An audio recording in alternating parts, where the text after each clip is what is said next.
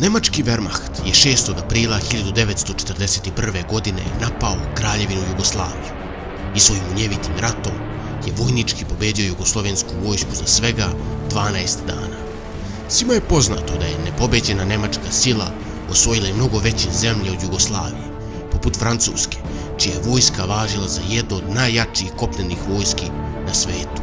Međutim, ostaje pitanje da li je Jugoslavija mogla da pruži dostojanstven otpor osvojaču. Iako je mogla, zašto nije?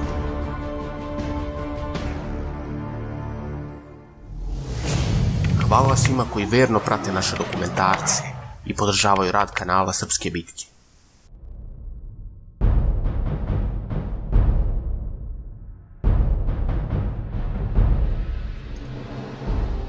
Kako bi što bolje objasnili poziciju Jugoslavije, moramo prvo razmotriti stanje u jugoslovenskoj vojsci.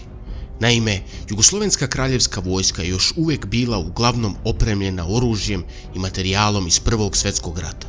Iako su izvršene neke modernizacije, i dalje je znatan deo naoružanja bio zastareo u odnosu na najmoćnije vojske tog vremena.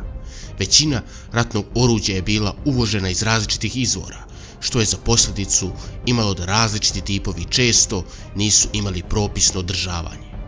Vojska je imala 110 tenkova, od kojih su 60 bili neprikladne mašine iz Prvog svjetskog rata, a 50 moderni tenkovi kupljeni u Belgiji. Potpuno mobilisana jugoslovenska vojska je mogla razmestiti 28 pešadijskih divizija, 3 konjičke divizije i 35 nezavisnih pukova. Jugoslovenska vojna doktrina se u celom međuratnom periodu stvarala pod uticajem francuske vojne doktrine. Na to je uticala tradicija iz Prvog svjetskog rata, bliske međusobne veze, školovanje u francuskim vojnim akademijama i snadbevanje francuskim naoružanjem. Ova doktrina je pre svega bila izuzetno defanzivna i predviđala je iskorišćavanje terena i građenje fortifikacija. Još od 1938. izrađivani su ratni planovi ukoliko bi došlo do invazije od strane osovinskih sila. Stvoren je plan S i plan R40.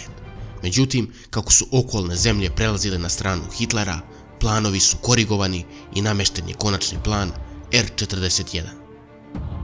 Iako su se razlikovali, svaki od ovih planova je imao za krajnji cilj da se celokupna jugoslovenska vojska povuče preko Makedonije ili u krajnjem slučaju preko Albanije prema Grčkoj i da se tamo zajedno sa ostalim saveznicima namesti front koji bi bio sličan Solunskom frontu iz Prvog svjetskog rata. Iako su se 1940. godine u praksi pokazale ogromne falinke ovakve vojne doktrine u modernom ratovanju, kada je Nemačka porazila Francusku i svega mjesec i po dana, jugoslovenski generalštab je u februaru 1941. namestio plan oslanjajući se na istu tu doktrinu. Planom R41 bilo je predviđeno stvaranje odbrambenog pojasa uzduž čitave jugoslovenske kopnene granice u ukupnoj dužini od skoro 3000 km, sa izuzetkom granice prema Albaniji, gdje se predviđala kombinovana grčko-jugoslovenska ofanzivna akcija, sa ciljem da se eliminiše italijanska vojska u Albaniji i tako zaštiti povlačenje prema Grčkoj. Za vrstu rata koju je srpska vojska vodila od 1914. do 1915. i uz pretpostavku da nema neprijateljske avijacije, oklopnih i motorizovanih jedinica, ti bi planovi bili teoretski izvodivi, ali za okolnosti iz 1941. oni su bili, prema mišljenju mnogih, potpuno neadekvatni. Za početak, ogromni front je bilo veoma lako probiti, naročito za nemačku vojsku koja je bila tehnički superiorna u odnosu na jugoslovensku. Nemačke motorizovane i oklopne jedinice su upravo to i radile i tim manevrima su terali na povlačenje čitavu liniju fronta, kako se određene snage jugoslovenske vojske ne bi našle opkoljene. Također, jugoslovenske pešadijske jedinice su bile veoma spore, a činile su jezgro vojske. Tako je pojačanje uvek kasnilo ili nikada ne bi stiglo. Jedna od glavnih slabosti jugoslovenske vojske bio je sistem vrlo velikih jedinica i zavisnost o stočnoj vučnoj snazi, najčešće volova, i tovarnim životinjama za transport. To je bio uzrok sporosti i nedostatka manevarske pokretljivosti jugoslovenskih snaga, naročito velikih formacija. Za ilustraciju, nemačke trupe i oprema mogli su za sat vremena preći udaljenost za koju je jugoslovenskim jedinicama i komori trebalo 24 sata. Prema planu, potpuno mobilizovana vojska imala bi oko 900.000 vučnih i tovarnih životinja i pokazalo se da izdržavanje životinja i vozila košta dvostruko više od izdržavanja aktivnih vojnika. Jugoslovenska vojska bila je potpuno svesna ovih nedostataka i u junu 1940. godine počela se proučavati mogućnost da se smanje i poboljšaju vojne formacije, te smanji zavisnost o stočnoj vuči. Ali osim motorizacije 4 artiljerijska puka, do invazije zemlje praktično ništa nije postignuto u tom pravcu. Osnovni razlog zašto je Jugoslaviji nedostajalo moderno naoružanje leži u nerazvijenoj ekonomiji. Kraljevina Jugoslavija je uzimala zajmove od Francuske, Sjedinjenih Američkih Država i drugih zemalja koji nisu trošeni u svrhe industrializacije i saobraćaja, već za opšte potrebe države. Kraljevina SHS je posle Grčke bila najzaduženija zemlja u Evropi, što se vidi iz njenog javnog duga od 25 milijardi dinara 1925. godine. Ovaj dug se 1937. godine popeo na 45 milijardi dinara. Također, veliki problem za Jugoslaviju je bio taj što su, kako je vreme prolazilo, i Velika Britanija i Nemačka bile sumnjičave prema jugoslovenskoj vladi i uvoz naoružanja iz ovih zemalja je naglo padao, jer su neutralnim stavom smatrani za potencijalnu prijetnju za obe strane. Pored ekonomskih, Jugoslavija je imala i velike nacionalne probleme unutar same države. U Hrvatskoj je bilo mnogo kako običnih ljudi, tako i političke elite, koji su budućnost Hrvatske vidjeli odvojeno od Jugoslavije, a paralelno sa tim je i sama Nemačka vodila propagandu o Srbima i Slovencima kao neprijateljima nemačkog naroda, a favorizovala Hrvate. To je dovelo do još veće podele među jugoslovenskim narodima i pogoršavalo situaciju u već nestabilnoj zemlji. Također u Makedoniji je bio veoma jak separatistički pokret, na čijem čelu je stajao VMRO. Uz nacionalne podele postojale su i političke, a najveća podela je bila između pro-britanske i pro-nemačke struje. Tako se iz svih ovih podela izrodio veliki defetizam, kako među vojskom, tako i unutar celog stanovništva. Mnogi nisu vidjeli nikakvu poentu boriti se protiv spoljašnjeg osvajača, dok su drugi gajili čak i simpatije prema njemu. Potpisivanje Trojnog pakta je izazvalo veliko narodno nezadovoljstvo i 27. marta je uslijedio vojni puč i na čelo vlade staje armijski general Dušan Simović. Iako je puč prouzrokovalo potpisivanje Trojnog pakta, nova vlada je pokušala da prikrije antinemački karakter puča. Diplomatijom htjela da spreči ili bar odloži rat sa Nemačkom. Međutim, nikakav diplomatski odgovor iz Berlina nije dolazio. Postalo je samo pitanje vremena kada će nemačka ratna mašinerija izbiti na granice zemlje. Već 27. marta Generalštab je predlagao opštu mobilizaciju svih snaga kako bi se u rat ušlo što spremnije moguće. Međutim, vlada je to odbila. Veliki deo političke elite je smatrao da je rat protiv Hitlera beznadežan i ono čemu su se nadali je da Nemačka možda ipak neće napasti Jugoslaviju i da će opšta mobilizacija samo još više isprovocirati Hitlera. Također su dolazili i razni obaveštajni podaci, a najpoznatiji primjer je kada je Vladimir Vauhnik, jugoslovenski oficir i obaveštajac, 2. aprila upozorio Beograd o nemačkom napadu i ukazao na tačno vreme početka napada, međutim nikoga nije slušao. Nespremnost vlade na rat pokazuje i činjenica da je Dušan Simović, predsjednik vlade, zakazao venčanje svoje ćerke na dan napada 6. aprila 1941. Mobilizacija je proglašena tek 3. aprila, a na dan invazije svega je 700.000 ljudi bilo pod oružjem, umjesto 1.200.000 koji su po planu trebali braniti Jugoslaviju.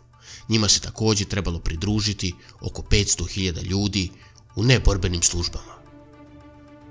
U trenutku napada većina jedinica nije bila na frontu, a i većina divizija usled zakasnele mobilizacije nisu bile u punom sastavu. U noći između 5. i 6. aprila otpočeo je osovinski napad na Jugoslaviju. Nemački prvi potez je bilo osvajanje Sipa na Dunavu, a zatim su osovinski avioni poleteli iz okolnih zemalja i započelo je strašno bombardovanje Jugoslavije. Glavni prodor u Jugoslaviju izvršila je Nemačka 12. armija, jačina 19 divizija pod komandom feldmaršala Wilhelma von Lista. Ona je napala iz Bugarske, probila jugoistočni front kojim je komandovao armijski general Milan Nedić i presekla vezu između Grčke i Jugoslavije. Skoplje je palo već 7. aprila i time je već drugog dana rata jugoslovenski plan R-41 propao i bilo je nemoguće za jugoslovensku vojsku da se probije preko Makedonije u Grčku. Kasnije je jugoslovenska vlada u egzilu optuživala upravo generala Milana Nedića za takav brzi kolaps jugoslovenske vojske i smatrala je da je izdao zemlju i da je upravo zbog toga nagrađen od strane Nemaca kao predsjednik vlade nacionalnog spasa. Prodor prema unutrašnjosti Jugoslavije nakon pada Makedonije nastavljen, a sa severa je Nemačka 2. armija zajedno sa Italijanima napredovala. Već 10. aprila nemačke snage su ušle u Zagreb, gdje je proglašena nezavisna država Hrvatska, a istog dana su Mađari ušli u rat i upali u Bačku sa svojom 3. armijom. Jugoslovenska vojska, nesposobna da učvrsti svoje frontove i da zaustavi prodor osovinskih jedinica, se brzo raspala i naterana je na povlačenje na svim frontovima. Mnogi su, videvši kakva je situacija u zemlji, odbili da se odazovu na mobilizaciju, a postojalo je i mnogo slučajeva otvorene izdaje, gdje su vojnici odbili da se bore protiv Nemaca i čak hapsili svoje nadređene. Mnogi Hrvati su dočekali nemačku vojsku kao oslobodilačku i čak su im pomagali da što pre unište i rasparče Jugoslaviju. Međutim, ubrzo nakon pada Jugoslavije se vidjelo ko je zaista okupator. Međutim, postojali su i primjeri hrabrog otpora vojske. Jugoslovensko vazduhoplovstvo, sem pojedinačnih slučajeva izdaje, časno izvršilo dug odbrane zemlje. Kada je Beograd pao 13. aprila, bilo je očigledno da je rat izgubljen. Kralj je sa svojom vladom napustio zemlju 14. i 15. aprila, a 17. je potpisana kapitulacija. Jugoslovenska vojska od preko 1.200.000 vojnika izbacila je iz stroja samo 558 nemačkih vojnika, od kojih je 151 izgubilo život. Italijanski gubici bili su veći, oko 3.300 izbačeno ih je iz stroja. Jugoslovenski gubici su prema nekim procenama bili oko 5.000 vojnika, dok je zarobljenih bilo preko 300.000. Jugoslovenska vojska definitivno nije mogla pobediti moćnu Hitlerovu ratnu mašineriju i njene saveznike. Međutim, otpor koji je pružila bio je toliko mali da se i sam Hitler iznenadio i čudio brzini napredovanja njegovih jedinica. Masovna izdaja na svim frontovima, neodlučnost vlade, nacionalna razjedinjenost, neshvatanje modernog ratovanja vrha vojske i mnoge druge stvari su dovele do toga da rat traje svega 12 dana. Otpor je svakako mogao biti snažniji, međutim i tih 12 dana, kao i snažan otpor Grčke, je odložilo operaciju Barbarossa za 5 nedelja, što je dovelo do toga da se odlučujuća bitka za Moskvu dogodi u kasnu jesen i zimu, što je znatno doprinolo Crvenoj armiji u tome da se razbije mit o nemačkoj nepobedivoj vojsci. Враг не так силен, как изображают некоторые перепуганные интеллигентики. Не так страшен черт, как его малюют.